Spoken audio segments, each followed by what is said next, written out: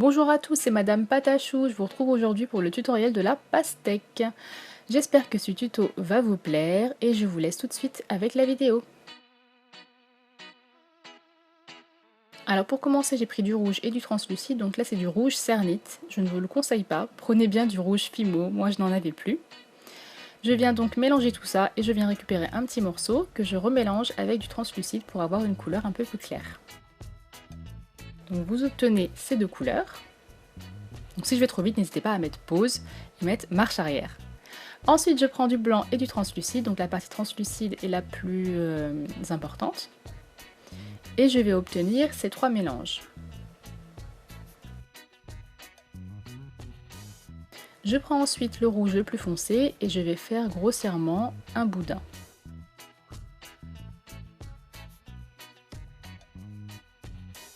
Je prends ensuite le rouge le plus clair.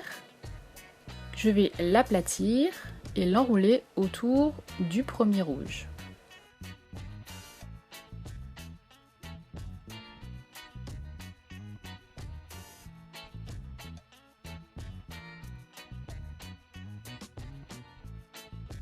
Je vais faire de même avec mon blanc mélangé à du translucide.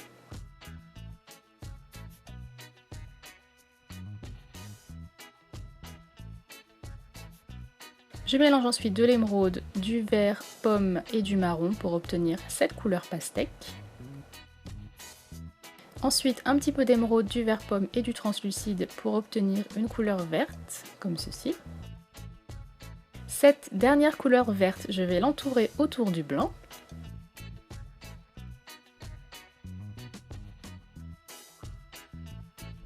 Et je vais faire de même avec le vert foncé.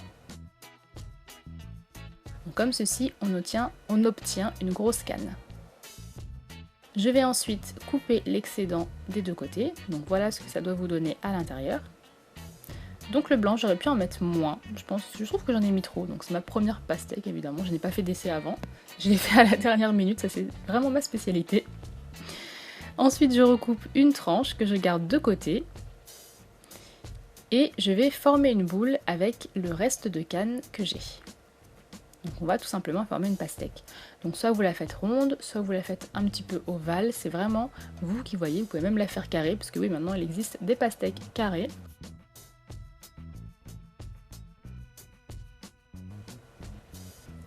Donc pour ceci, on vient juste rabattre comme ceci en pinçant les côtés.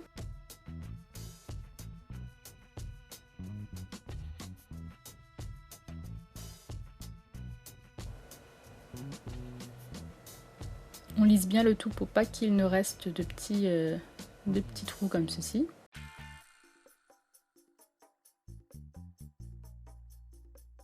Et ensuite, je vais lui donner légèrement une forme ovale.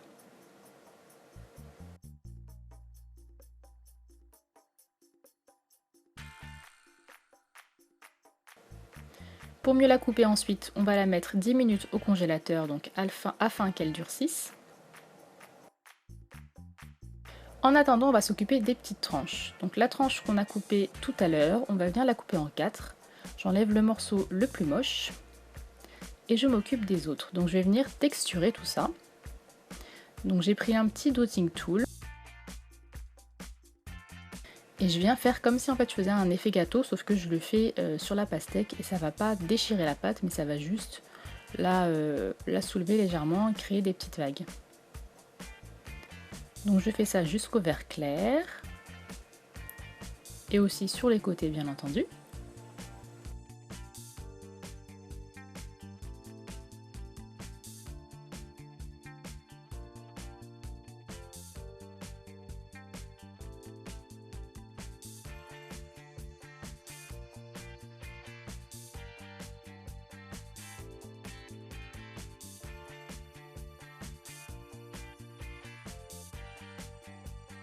Ensuite, je prends ma brosse à dents et je viens continuer la texture. Je prends ensuite du marron et du noir. Ça va me servir pour faire les pépins. Donc je fais un boudin assez fin. Je viens faire des petites boules que je viens faire plus fines d'un côté en fait pour faire des pépins. Donc ensuite on fait des petits trous dans la pâte et puis on vient installer nos petits pépins. J'ai ensuite pris du jaune et du blanc pour faire les petits pépins jaunes parce que oui, il y en a toujours dans les pastèques et je sais pas pourquoi, à chaque fois que je vois des pastèques en polymère, je ne vois jamais les petits pépins jaunes, je trouve ça dommage. Donc je fais ça sur mes 3 petites tranches. Ensuite j'ai sorti ma grosse pastèque que je viens couper en 2, donc pas très droit mais c'est pas grave. Et pareil que pour les tranches, je vais venir la texturer. Donc c'est un petit peu plus compliqué parce qu'elle est plus dure, mais je vous assure qu'avec la chaleur qu'il fait, chez moi c'est un four, donc c'est vraiment plus pratique comme ça parce que sinon j'aurais vite écrasé ma pastèque.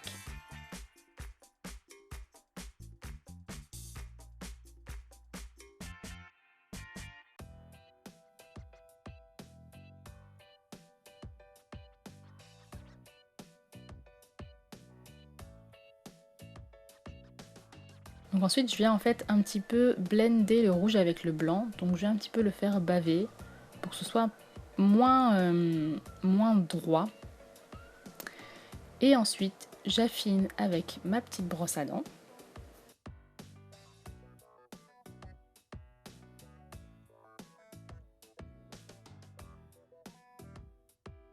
Je prends ensuite mon aiguille et je viens faire mes trous pour installer mes pépins.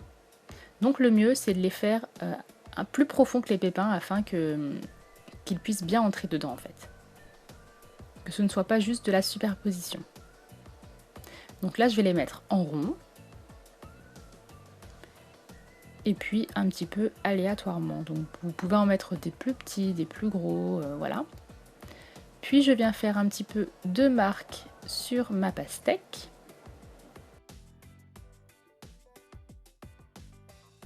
Et puis ensuite je vais installer mes petits pépins jaunes. Donc comme je vous l'ai dit, j'ai mélangé de la cernite rouge à de la fimo translucide parce que je n'avais plus de fimo rouge. Je ne vous le conseille pas parce que ça ne marche pas du tout. Donc à la fin, c'est pour ça que mon rouge est très foncé. Donc une fois que j'ai fait ça pour mes pastèques, je mets 30 minutes à 110 degrés au four. Et ensuite on va passer à la coloration extérieure. Donc il y a des petites zébrures sur les pastèques en général. Donc je vais en faire comme ceci. Donc là j'en ai fait des plus clairs. Vous pouvez aussi très bien faire l'extérieur plus clair et ajouter des zébrures plus foncées.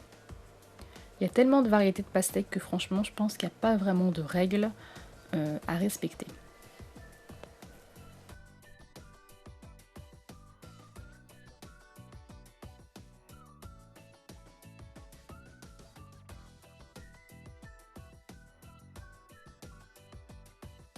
Donc voilà, une fois que j'ai fait toutes mes zébrures, je viens un petit peu baver sur les côtés pour que ce soit pas trop parfait. Parce qu'après tout, ça reste un fruit et c'est joli quand c'est imparfait. Je prends ensuite du blanc que j'ai beaucoup dilué à l'eau, donc comme dans le tuto de mes glaces, de mes magnums.